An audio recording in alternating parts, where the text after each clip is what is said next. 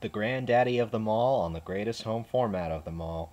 This is WrestleMania 27, brought to us courtesy of WWE Home Video. This here, ladies and gentlemen, is the 2-disc collector's edition. It's the only edition that's available on Blu-ray, obviously.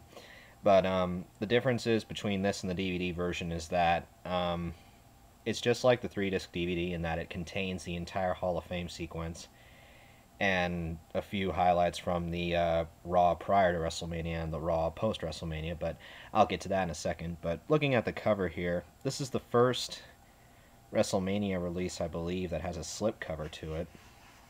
Take this off right here. Kind of has a reflective part to it, like around the border. Kind of digging the side blue. Looks kind of sleek. The back, you have the entire card and the extras, a few pictures, and a synopsis of the entire event. Blu-ray case looks exactly the same, minus the holofoil. Open this up. Got the two cases that form WrestleMania, and you got the Hall of Fame and WrestleMania logos at the bottom. Lock these. Disc 1 contains WrestleMania, and let's see, and I'll get to the main features in a second. Hall of Fame obviously contains the entire Hall of Fame sequence in its entirety.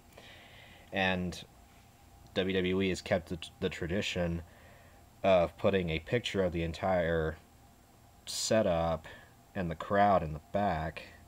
This one you can't really see because of the reflection, but you can kind of see the big blocky WrestleMania sign at the top right here.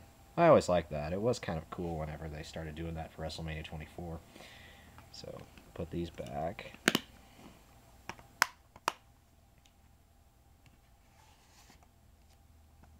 But overall, though, WrestleMania, WWE, just like UFC, broadcasts their shows in high definition in 1080i, not 1080p.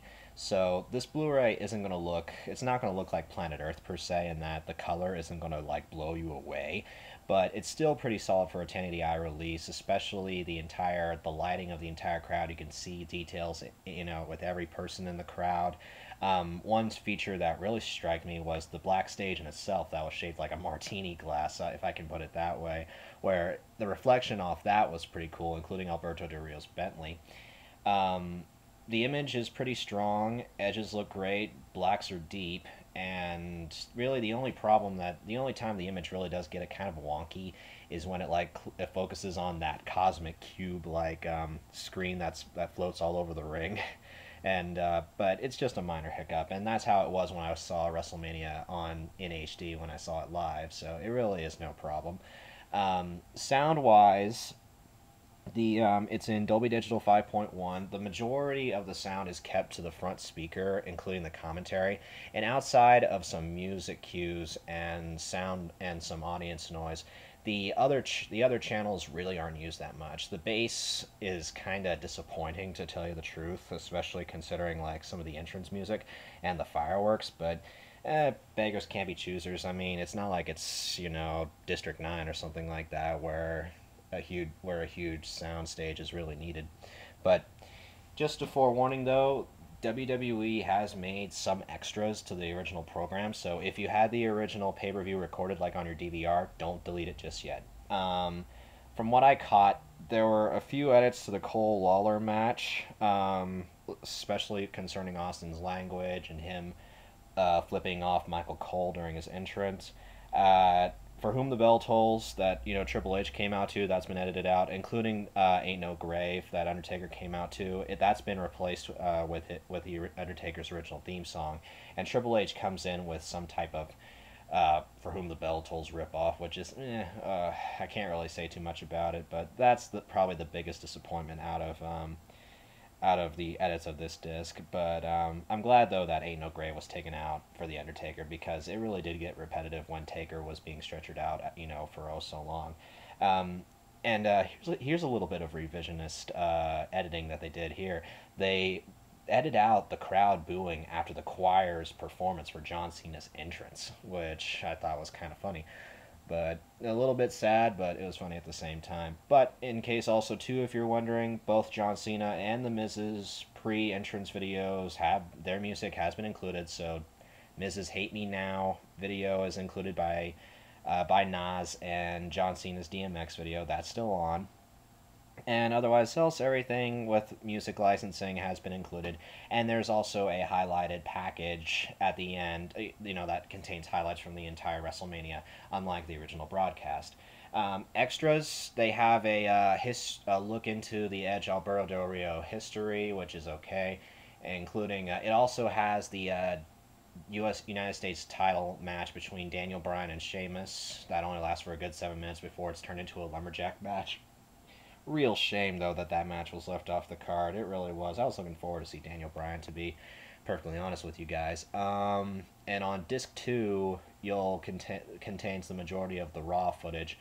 It has the Triple H Undertaker segment from the Raw prior, John Cena and The Rock's confrontation from the Raw prior, and Jerry Lawler versus Jack Swagger, if I remember correctly. Yeah, Jerry Lawler versus Jack Swagger. And it also has the segment where John Cena and The Rock make the main event match for WrestleMania 28 the next night, which, hopefully I plan on being there live. It ought to be pretty cool.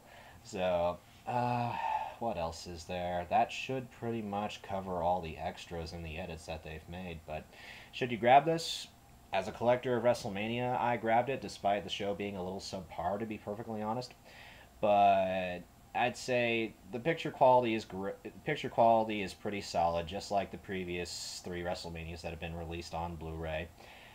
Sound leaves a lot to be desired for me personally. I like WrestleMania 26's sound setup a little bit better, but that's just personal preference. And the extras are a little bit lacking though compared to WrestleMania 26, because WrestleMania 26 also had the SmackDown prior to WrestleMania, which, granted, it was nothing but highlight packages, but for the completists in me. But over across the pond, though, for you people in Region B in Britain, they did release the SmackDown prior to this. That has been included in the package, so you guys get SmackDown and Raw, whereas we're stuck with only the Raws. So, but overall, guys, I hope you enjoy this review. Go grab it at Best Buy or Walmart.com. They got this for $20, which really isn't that bad. You might as well grab it quick before it jumps up to $30, like most Blu-rays, and they'll never come down. So, but take care of yourself, guys. Stay cool.